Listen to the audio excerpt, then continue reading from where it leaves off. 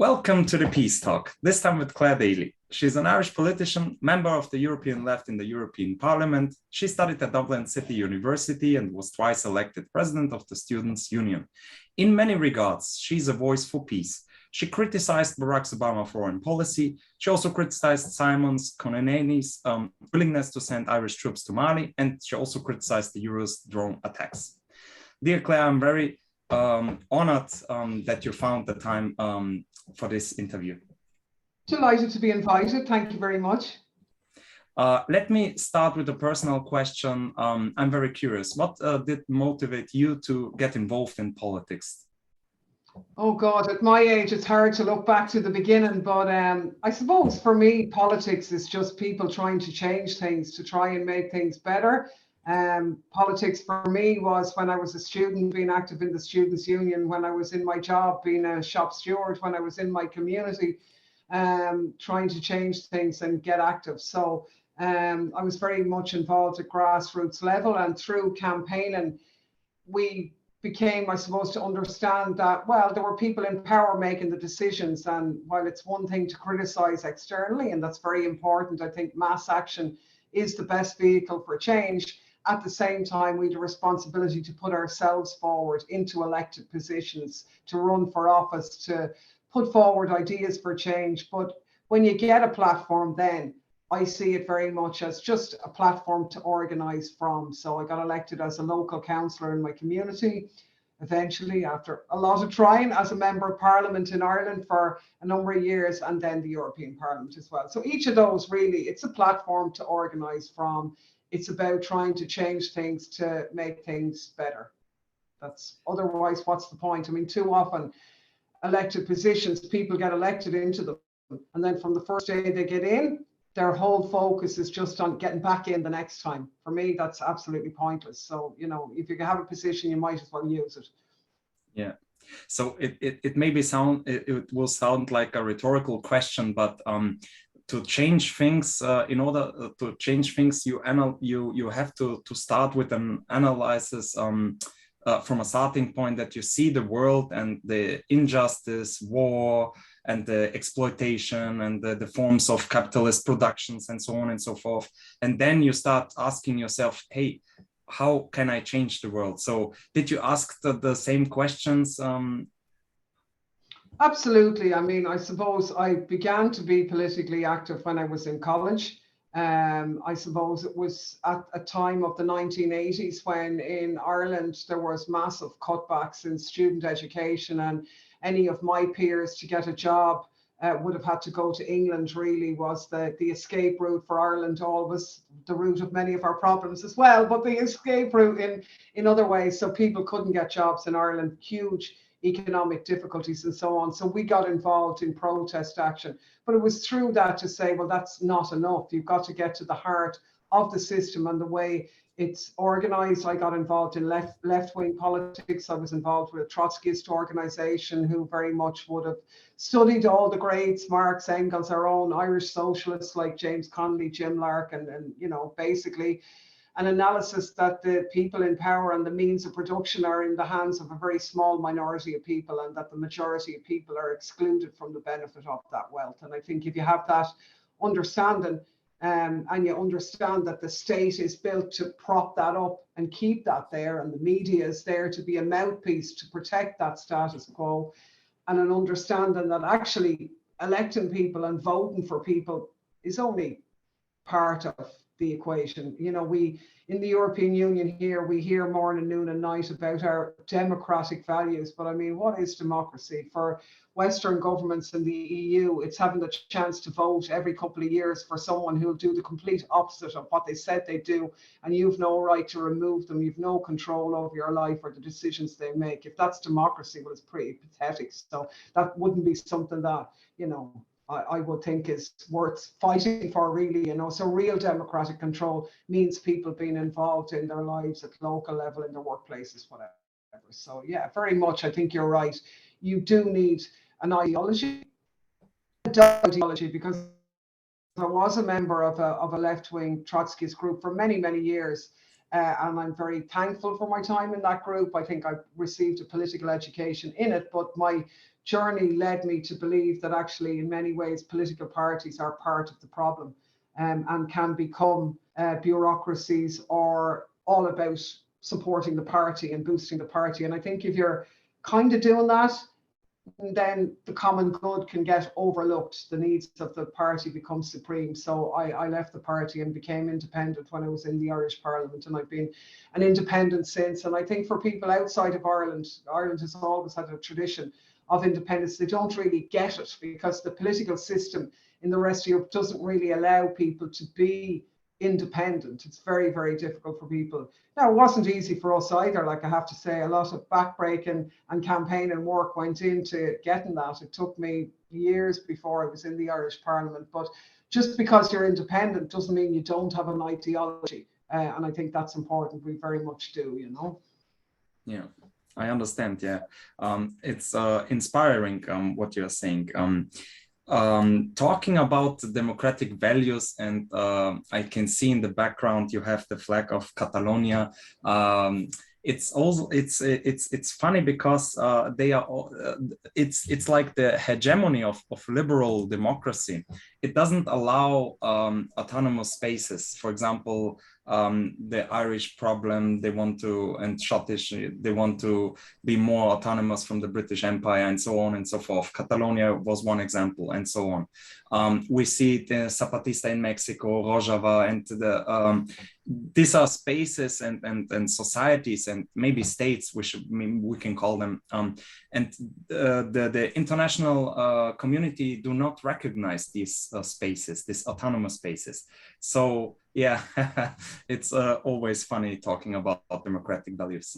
It is. I mean, and I mean, it's not funny at all in the European Parliament because they go on about it morning, noon, and night, and it's the furthest place from democracy that I have ever been. A bureaucratic, monolithic institution that's massively removed from the citizens of Europe, that is spending European citizens, taxpayers' money morning, noon on projects that are of no benefit to people. It's quite shocking. And then you have the media that's complicit in those crimes. They are completely captured by the lobbyists, by big pharma, big agri, and of course the military industrial complex being one of the biggies. And that's where the acceleration has been most recently. And coming from a neutral country, to me, that is utterly shocking. And it's even more shocking is to see the compliance by the establishment government in Ireland to that process as well. I mean, we are accelerating on a road towards, absolute, military empire in Europe again. And the only winners are the shareholders in the military industrial complex, the likes of NATO and so on. Yeah, I can observe the same thing in Austria. It's a neutral country, and also in Germany. I follow the news and so on and so forth. And social democratic people and parties and politicians, and also from the Green Party here in Austria and Germany, they are the loudest voices for weapon delivery, for war, and so on and so forth. So they want us to get involved. It's like we have to react, and they play the moral card. We cannot let Russia, we have to punish Russia, and so on and so forth. So we have this Cold War narrative and rhetoric. It's quite obvious. It's shocking for me that the Green Party, it started with a peace movement. I think you're right. I mean, the Green Party have been the biggest promoters of war, really, in Germany, of armaments and so on. It's ironic, but they're way worse than the Christian Democrats, and that we see that in the Parliament here, very much so. But this war at the moment has just allowed, and it's obviously, we completely condemn the Russian invasion. It's a terrible action that the Russians took, but actually the problems are being compounded by the response of the European Union. And clearly the US and NATO are actively making sure that this war will go on. And sadly, a lot of the governments, including a lot of the so-called social democratic Greens, have been fully complicit in this situation. And the actions that they have taken in terms of sanctioning Russia and sending more arms to Ukraine have only damaged ordinary citizens and have prolonged the war, hurting and killing more Ukrainians. It's utterly shocking. And yet the rhetoric has been transformed, that those of us who call for peace, that we are somehow the warmongers, and the ones who are actually fueling the war are the good guys who are helping Ukraine. How is it helping Ukraine that 1,000 soldiers are being killed every day? Like, it's clearly not helping at all. Scary stuff. Yeah, I can observe this also in the academic field. Peace researcher who advocates to sit on a table and to negotiate with Russia. They are called Putin trolls, and they are also being criticized a lot. So it's also in the academic world. We had the shocking situation where in Ireland we have, okay, parliament or whatever, but we have a president who's elected by the people. It's largely a, you know, it doesn't have huge power or influence. It's not where the center of power is, but it's an important elected position. And the wife of the president wrote a letter to the papers, basically arguing for peace and dialogue and a diplomatic resolution, forthright in her condemnation of the, my God, if the woman had said, go out and slaughter Ukrainians, she could not have got more abuse than she got. There were calls for the president to resign. The woman made a plea for peace. I mean, what has our world come to?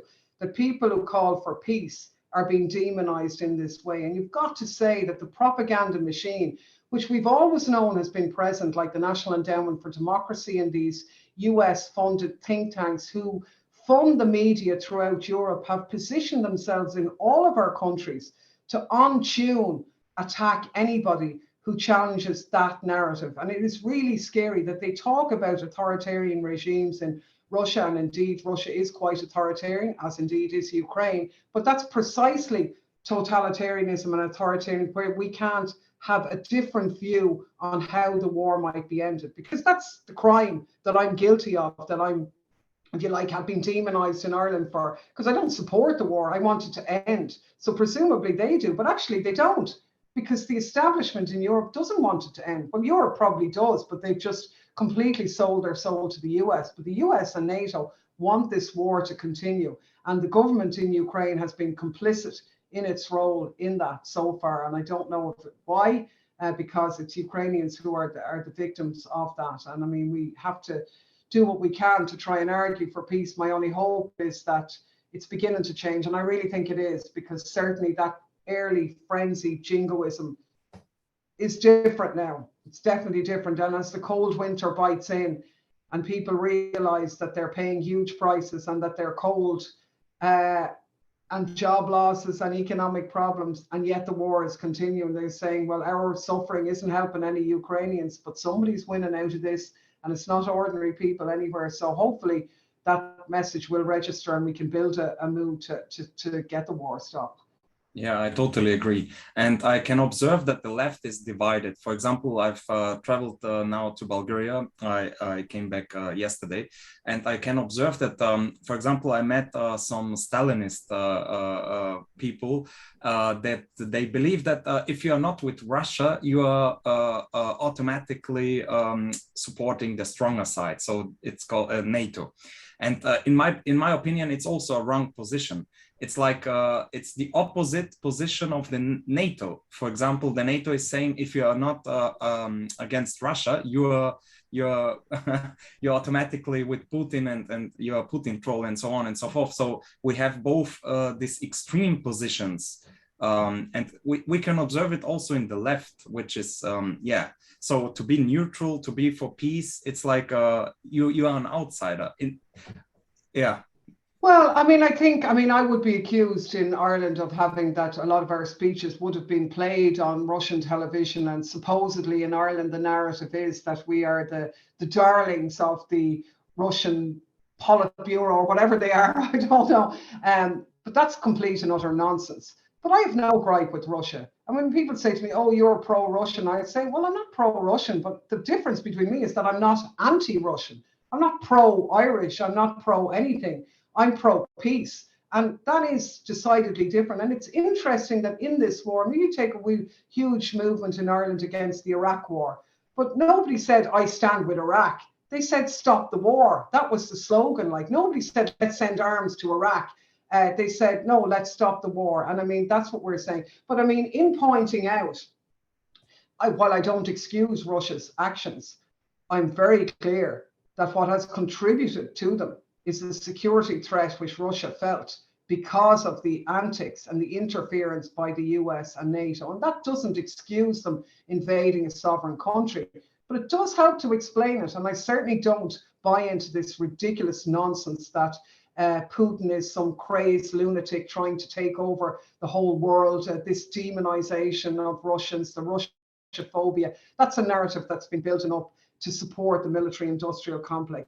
It's just not true. I mean, it was the failure of the international community to make sure the Minsk agreement was brought into being, the continuing war in the Donbass area, the threat that Russia felt from Ukraine's increasing playing with the US and NATO. Those were the factors that led to Russia's invasion. Again, it doesn't excuse them, but it does help to explain it. And that means that NATO and the US are responsible as well. And the resolution has to come from a recognition of that. But, you know, I think that's important. And I think many people would feel the same. And it's the only way forward. And I absolutely believe that Russia is part of Europe, that we need to have very comradely and solidarity relations with all of our neighbours, including Russia. So this demonization of Russia, not interested. It's utter nonsense that only serves the warmongers. And, you know, it's kind of funny when you think about it. There's been a huge discussion in the European Union about,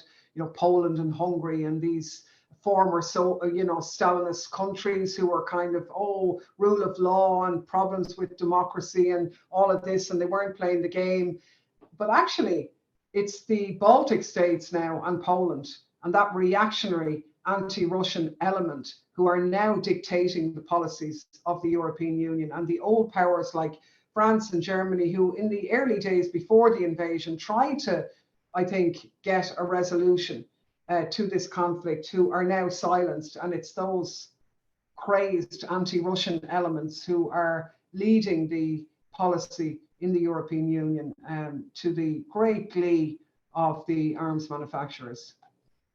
And the sad loss to the Ukrainian people. It's just devastating. I cannot believe the lack of critical analysis on the conduct of the war, on where it's going, on what it means. We're on the verge of a catastrophic recession in Europe if this keeps going, and yet our so-called leaders are hurtling us more and more into the abyss, when the facts are so obvious around them that what's needed is to sit down and hammer out a resolution. And of course, it's entirely possible, and it will happen at some stage.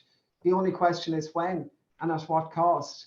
But the idea like that Ukraine is going to retake Crimea and all this is just utter nonsense, and it's just making cannon fodder of the Ukrainian people. Yeah, and many scholars and even Henry Kissinger, who I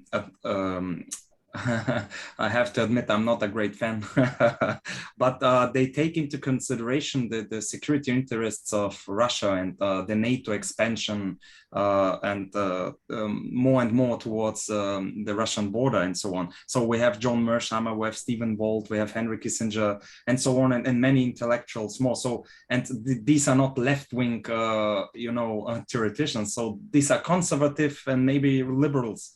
And so, yeah, it's quite obvious that there are some voices for peace even in the liberal sector. So it's interesting that this so-called Ukrainian list that I managed to get on, I was the only Irish person on it, much to the problem. Poor Mick Wallace felt terrible that he wasn't included on it, my fellow MEP, but of this Ukrainian list, which said we were so-called mouthpieces for Russian propaganda. But interestingly, a huge number, and the majority of the people on this list were Americans, and a majority of them would be actually of a quite right-wing persuasion. And the only thing that united the list was exactly the point you made, those who said that the US and NATO have a responsibility and a role in this conflict. And it was for that we ended up on this list. But that's just complete and utter totalitarianism. It's mental, like, it's kind of doing what they criticize Russia for doing, and Russia hasn't even done that. Can you imagine if China had done a list like that? There'd be absolute outcry about it. Ridiculous. Yeah, I read something horrible in the FAZ. It's the Frankfurter Allgemeine. It's one of the biggest conservative liberal newspaper in Germany. And there I read an article on how the Russian language is the language of terror, and so on and so forth. So we can see it in the German-speaking area. It's quite amazing how strong they are, and how this narrative is yeah, it's being fed. And well, in the Baltic states, the persecution of the Russian minorities in the Baltic states is just beyond frightening, and denying them access to their language rights, severe curtailment on their democracy. It's utterly scary, and people have said in those countries, many of whom fled the Nazis in those countries, have said this is akin to Nazism, what the European Union is doing to Russians, and it's scary, and it's gone without challenge. But I suppose one of the interesting things that we find is that loads of people around Europe can see through this. I mean, you've mentioned Germany a bit, and we're constantly contacted by people in Germany who don't feel represented by their government, from people in Italy, from people all over Europe who are not buying this narrative. And that's incredible when you think of the scale of the propaganda behind this war, that if you say anything, you're, you know, a Putin puppet, or you're against Ukraine, or you want to harm Ukraine. And yet a majority of people in Europe do want peace. They do want us to sit down with Russia. And studies and surveys done, even the European Union itself, support that.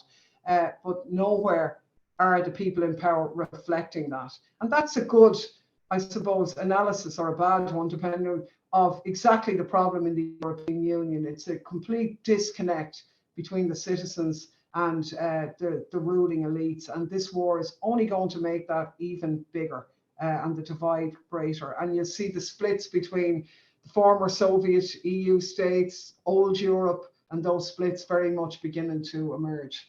Yeah. What do you think about the potential escalation of this Ukraine-Russian war? So do you believe that Poland and Western countries could get involved in this war? Could it be a new Cold War, or maybe the Third World War? In what direction do you think it's going to be? It's very hard to see. I mean, from an EU point of view, this is going to be a really cold, expensive, and not very pleasant winter, coming on the back of COVID and the drought that's affecting all over Europe. Europe is on the verge of a major recession as this war goes on. I think it's clear that the US NATO response is to give Ukraine enough to keep the war going, to keep it going. They're not going to, you know, Ukraine is never going to defeat Russia, but there seems to be efforts at play to keep it going just enough, to tie Russia down, to have an impact on the Russian economy, stagnate them, bog them down in that regard. That's the way it seems to be going. So I suppose the question is, what can break that? There has been talk in some of the more particularly lunatic fringe in the Baltic states, and Paul arguing for, well, accepting that point and agreeing with me on that point, but their response to that is, so we need to get in, we need to get boots on the ground and sort out these Ruskies once and for all. Terrible and all as NATO and the US are, I don't think they're that crazy. That is not going to happen as far as I can see. But the problem is, once a war starts, it's not controllable. And particularly when you have nuclear elements in the situation, that is always dangerous. So things can happen, accidents or unintended consequences, and it can develop a life of its own. So I don't think there's going to be a decision to put boots on the ground. No, I don't see that. I think it'll drag on. The only other way then is, well, what can we do to stop it and have a diplomatic resolution? And I think that's where we need to step up the efforts. I mean, in fairness, in certainly the early days and so on, Macron, who I would have no political agreement with whatsoever, accounted by the man, but actually was probably the best of the European leaders in trying to keep the door open. So there needs to be a bridge in that. Obviously, Erdogan and from Turkey sees himself. This is great thrill for him that he's the main player trying to bring everyone together. But someone has to do it. I would have been quite critical of the Chinese not being vocal enough in trying to sort this. I know they culturally move in a different way. The UN has been appalling. But I suppose those outside, the non-aligned countries outside of the need to be clamoring for peace on a global scale, because the impact of this war is global. I mean, it was ironic that the UN brokered the deal to get the grain out of Ukraine, and saying like, look, this is desperate, people are starving in Africa, and then all the grain comes to Europe to feed the animals. But the truth is people are starving in Africa and other countries, and that is only going to get worse, and the global instability from this. So you'd be hoping that somebody somewhere sort of says, listen lads, this has gone on enough now, enough damage done, we need to rein it in a bit to get to some sort of a settlement, or a see where you'd have maybe, I don't know, maybe a slow burn, or like the war that was in place, because the war didn't start on the 24th of February. The war in the Donbass has been going on for years, that maybe you get back to that sort of low level conflict, but it's hard to say at the moment. My prognosis would be for more of the same, with a desperate hope that there might be some break diplomatically, as people really see where this is going. But it's one or the other, I think. Unless there's a disastrous intervention or something happens on a nuclear level that takes everything off the table, and that they were in a point of no return, then you can never rule that out. I don't think it's the most likely, but it can't be ruled out. Let's hope not. Yeah, I remember George Friedman from the Stratfor organization. He made a geopolitical analysis, and he said, "We Americans, we don't have connection and cooperation with the EU. We have some friends there. That is Poland. So we are in connection with Poland." So he's referring to the anti-Russian sentiment and NATO bases and NATO corporations, and so on. Do you can you see this also in Ireland? Do the people think that the US is involved in their politics, in their government, and how strong is the US in Britain? Yeah, I mean, the Russophobia that exists in Europe now, and which has ratcheted up everywhere, that does exist in Ireland as well. Ireland is an interesting study. I mean, I would say that we were uniquely placed to play a role as a neutral country in arguing for peace and diplomacy in this conflict and in general. And we obviously didn't do it because we are very much a Western European country, but we were colonized by our larger neighbor for hundreds of years. So we have the outlook and the approach of a country that was colonized, and yet we're in these. So that's something that's kind of unique, you know, and we could have made a lot more play on that. But sadly, we sold our independence, and when we broke free of British colonialism and most of the island, we kind of sold our souls economically to the US. So everything is kind of US foreign direct investment replaced a proper economic strategy for the country. A lot of, you know, people will know the infamous Apple case, where the Irish government fought a case to stop Apple having to pay 13 billion to the Irish taxpayer. Like, can you imagine it? That our government is that slavish that they said, no, we don't want the 13 billion. And 13 billion in an Irish, it's any context, it's huge, but in an economy like Ireland, which is about 1% of the EU, it's massive. It could have made a huge impact. The Irish government fought a case saying, no, we don't want it. And that came out of the fact that we've had total subservience to US multinationals in particular. Basically, Ireland is a tax haven, has been adjudicated as that. So a lot of that, the knee has been bent on that. And even though we're militarily neutral, Ireland allows US aircraft fly through and refuel in Shannon, our civilian airport in the west of Ireland, and has been doing that for years. They say that, oh, they're not carrying arms, they're not breaching neutrality. They promised us that they're not, but for God's sake, why do military aircraft transit through twice a day? It's an expensive job. And then all the soldiers travel through on civilian aircraft with their weapons in the hold. That's just nonsense. So Ireland has been very much, I suppose, well, look, on the other side, there's loads of Irish people in America, and Irish people like Americans and all that. I like Americans. Loads of Americans would prefer if the Irish government had America paying its taxes at home, not spending its money militarily. So it's a kind of but it has very much bent the knee to US imperialism. But we still maintained our independence until this government now there is a beginning of a turning point where there's always been a fudge and a lie.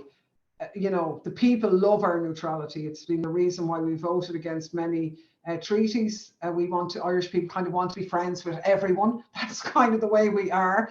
But our governments have eroded that over the years. And now with the war, they see their chance to go for it. Now, opinion polls have shocked them a bit, because actually even at the height of the most vitriolic anti-Russian and sort of pro-NATO propaganda, Irish people still wanted to be neutral. It's definitely been chipped away, but they got a bit of a smack over that, so they're not sure what to do about it. But I think one of the reasons why myself and my colleague Mick Wallace, who would have a position similar to mine, have been demonised so much in the Irish media, and we have, over our position in the war, is that Ireland has always returned people who were anti-militarist in the EU. We've always rejected European treaties on the grounds that of militarism and wanting to maintain our neutrality. And those in the establishment in Ireland who were always embarrassed by that, their European friends, they tell their European friends, oh my God, those riffraff in Ireland are after, you know, letting the side down. We want to be good Europeans. They now see a chance to kind of finish us off and to silence that Euro-critical, anti-militarist, pro-neutral voice that we've always had. But the Irish people love it, and I think we've a battle on our hands. You know, the propaganda would have affected some people, but I think they'd have a hard job for us to lose our neutrality, even though they have undermined it so much. So Irish people are very friendly towards America. There's a lot of connections going back. There's been some terrible Russophobia in Ireland, encouraged by the establishment, which I found quite sickening. You know, threats on staff in the Russian embassy, abuse of the Russian ambassador, you know, sort of schemes to say, oh, we're not going to sell them central heating for the embassy, and and some lunatic driving a truck through the gates of the embassy, and all of these middle-class do-gooders who would be abhorred by such conduct in different circumstances, kind of saying, oh, what do the Russians expect? I mean, seriously, it's quite bad.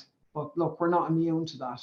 But yeah, I don't know. I mean, I've been disappointed that Ireland hasn't used its neutral stance more. We could have been that voice. I mean, when I came to the European Parliament first, the Poles, who are particularly anti-Russian and gung-ho, and a lot of them are quite right-wing of the ones who've been, they used to be, when we argue a neutral position, they'd be shouting at it. This is well before the war started, screaming and roaring and saying, oh, it's all right for you, you're on the other side of Europe, you don't know what those Russians are like. And I go, you're right, we are on the other side. You weren't occupied. And you said, we weren't, not by Russia, but we were by Britain. And I said, what was the answer to that? Is there anybody saying, oh, let's go out and rearm the IRA for the next war? Because that's what they were arguing. Let's rearm, beef up NATO for when the Russians come back. I said, no, we didn't do that.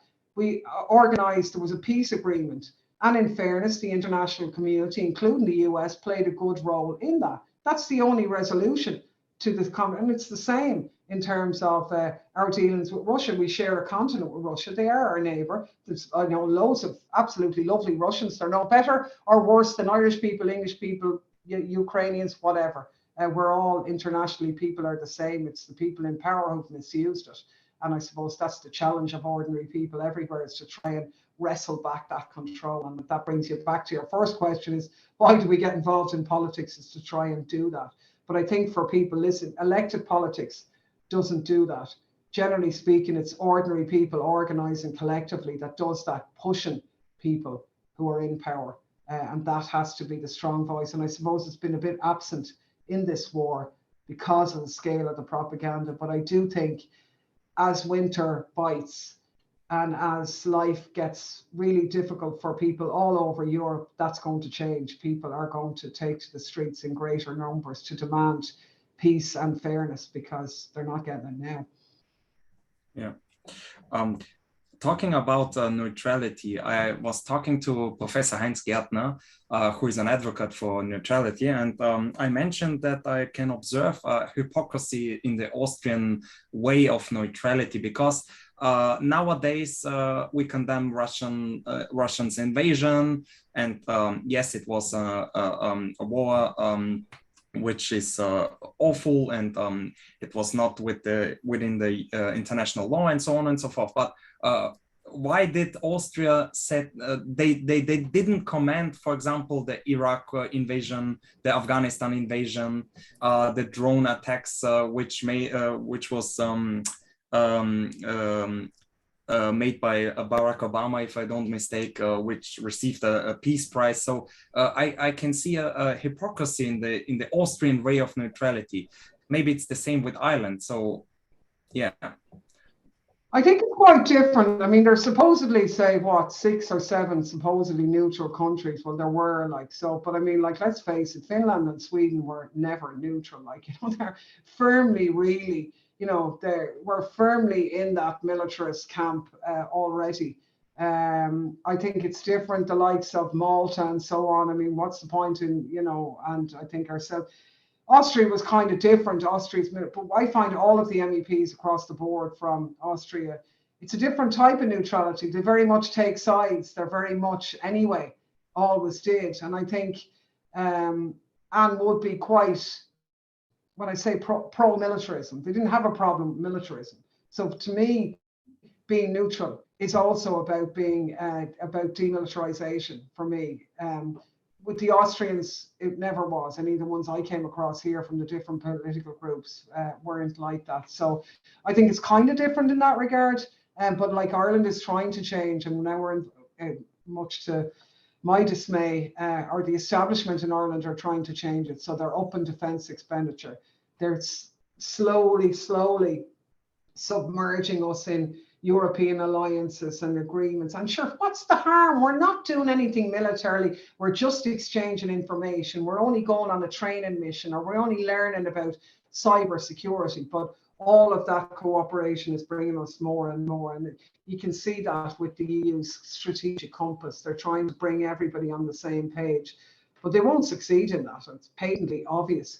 The rivalry there, and the East-West divisions, the sort of even countries like Bulgaria and Romania are much more pro-Russian than Hungary as well. And then you have the Poles and the Baltics being rabidly anti-Russian, but then you've huge sizable Russian minorities in those countries as well. So all of that mishmash, and then you've old Europe with its economic problems, which are going to start with Germany being in a worse place than it has ever been, and it could cataclysmically crash and bring the whole house down. So this European project is under pressure like never before. And ironically, while they talk the talk and they're happy to see all the money going into militarism, Europe is being weakened in a way in which it has never been weakened before. And that can only end up in more, I suppose, Brexits or a complete collapse of the Union at a certain stage.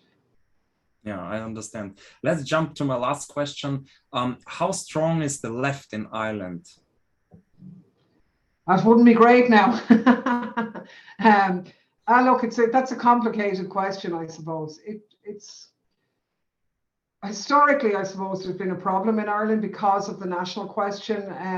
In the time of the Easter Rising, the trade union movement and so on, I suppose, capitulated at a certain stage its independent voice and rode behind kind of nationalist forces, which stopped the idea of an all-island unity at a certain stage. Anyway, that's complicated. I suppose it's weak enough. I mean, I suppose on the plus side, what we had in Ireland was 2 post-Civil War parties who were basically the same. They were kind of our version of the Republicans and the Democrats, Fianna Fáil and Fine Gael.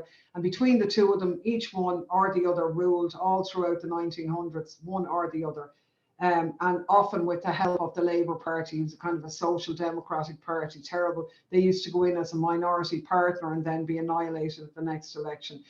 But over the past number of years, that has been massively eroded. So those 2 big parties, which commanded about 90% of the vote, have less than 50 now. They're in power now in coalition arrangements with the Greens. But Sinn Féin, which is a kind of a radical nationalist party, they would be in the left group with us. Their voters, they have a lot of left voters. Absolutely, a lot of their vote is a left vote. A lot of their members are genuine left wingers, for sure. But the test will be what party is in power. Will they make the radical changes? Will they really deliver on an anti-neoliberal agenda or not? I am very firmly of the opinion that they have to be given that chance.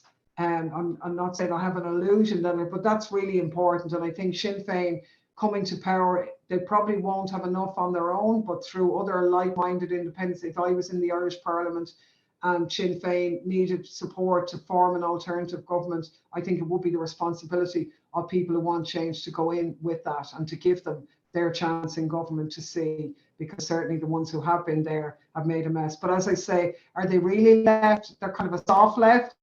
I think their victory in an election and the gains that they've made is seen as a vote for the left, and that's a very good thing. But the establishment in Ireland puts pressure on their leadership, and they've been quite like they were weak enough on the war. They backed off in the face of pressure, you know, a bit like, you know, Schulz in Germany and others. You know, they've started off okay, but once they're in power, the establishment will lean on them, and will they have the? But look, I suppose that's an argument for another day. At the moment, it does look like that the right-wing parties which ruled Ireland, one or the other for generations, are on the verge of not doing that anymore, and that would be absolutely great, because I think it would give an impetus to change, and then we will deal with that. Yeah.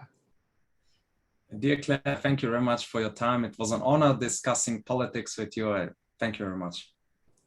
Not at all. Thanks, Joseph. Nice talking to you. Best of luck. Thank Keep you. up the good work. See ya. Bye-bye. Thank you.